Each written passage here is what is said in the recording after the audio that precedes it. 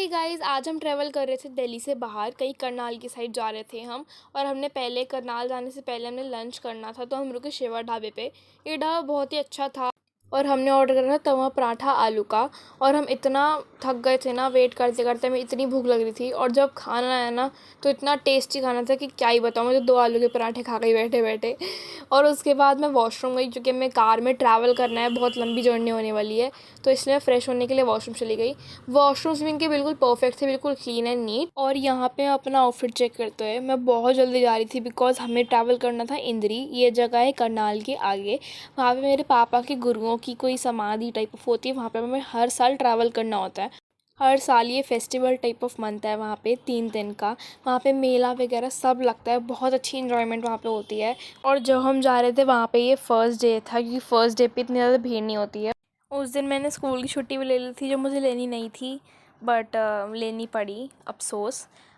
उसके बाद मैं 1-1.5 घंटा सो गई और मुझे पता भी नहीं चला कि हम हाईवे के बाद ऐसे एरिया में कब आ गए थे। उसके बाद हम फाइनली अपनी डेस्टिनेशन में पहुंच गए थे, द इंद्री सिटी। मेरे तो भाई पैर ही अकड़ गए थे इतनी देर बैठ के, क्योंकि ये जर्नी पूरी आई गेस 4 to 5 आवर्स की थी। और जैसे कि आप देख सकते हैं, हमें मेला लगा हुआ था, बहुत सारी चीज़ें थी यहाँ पे ख़रीदने के लिए। और मम्मी मेरे को यहाँ पे याद दिला रही थी कि बचपन में मैं यहाँ से कुछ ना कुछ कभी लेके जाती ही थी। मैं कभी खाली हाथ नहीं यहाँ से गई, लेकिन अब तो मैं बड़ी हो गई थी, तो मेरे को कुछ लेना तो था नहीं यहाँ से। अब आ गई थी समाधि का एरिया, जहाँ पे सत्संग चल रहा था। उसके बाद हम आ गए थे कुछ ख़रीदने के लिए। फिर हम वहाँ पे थोड़ी देर बैठे और फिर लंगर खा के निकल लिए। और भाई यहाँ पे बन रही थी मस्त मस्त जलेबियाँ। हमारा तो मन कर गया जलेबी खाने का, और हमने 250 ग्राम पैक करवा ली और खा ली मस्त जलेबी। उसके बाद हम वहाँ से निकल लिए वापस दिल्ली के लिए। वहाँ का स्काई इतना बढ़िया हो रहा था, ओ हो क्या ही बताऊँ। उसके बाद हम रुके केसरी ढाबे पे चाय पीने के लिए, बिकॉज शाम की चाय तो इम्पोर्टेंट है ना।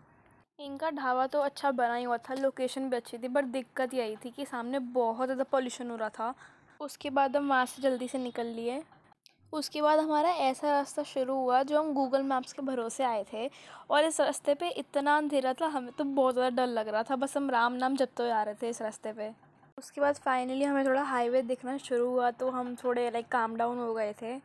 भाई मैं तो थक गई हूँ गाड़ी में बैठे बैठे। और अभी ये लोग कहीं कुछ खाने का ऐसे लेने गए हैं, पता कितनी भूख लगती है इन लोगों को। ठीक है, अभी हम ब्रेक लिया थोड़ा सा, फिर अभी सोनीपत पहुँच गए हैं। उसके बाद दिल्ली का देखते हैं कब पहुँचेंगे। उसके बाद इन लोगों को खाने का सीन ख़त्म हुआ और फाइनली हम फिर से वहाँ से निकल गए। और हम दिल्ली की तरफ बढ़ने वाले थे। हमने सोनीपत ऑलमोस्ट क्रॉस कर ही लिया था। हम 12:30 दिल्ली पहुँच गए थे, लेकिन वो मोमेंट पता नहीं क्यों नहीं हो पाया रिकॉर्ड। मेरे फ़ोन को पता नहीं क्या ख़राबी आ रही है, बट हम 12:30 सेफली दिल्ली पहुँच गए थे। Thank you so much for watching this vlog. I will see you in the next vlog. Bye.